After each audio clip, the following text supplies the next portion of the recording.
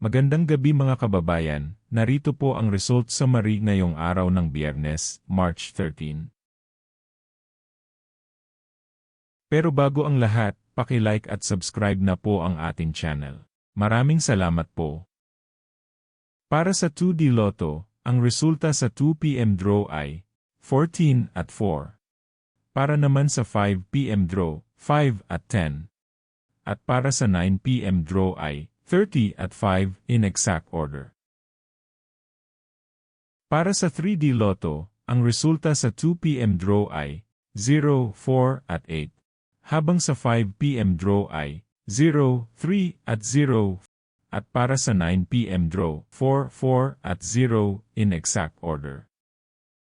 Para sa 4D Lotto, ang winning combination ay 9, 6, 1 at 5. Para sa last 3, 6, 1 at 5.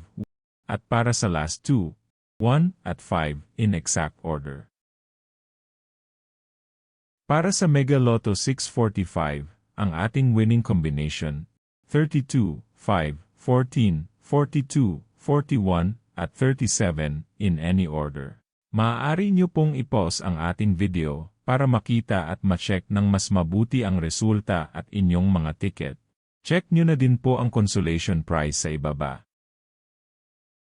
At para sa Ultra Lotto 658, ang ating winning combination ay 6, 17, 12, 58, 15, at 11 in any order.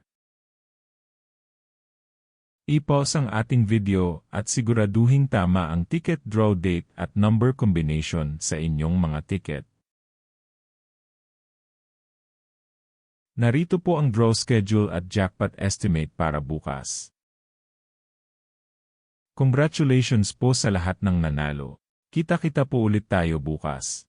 Maraming salamat po sa panunood.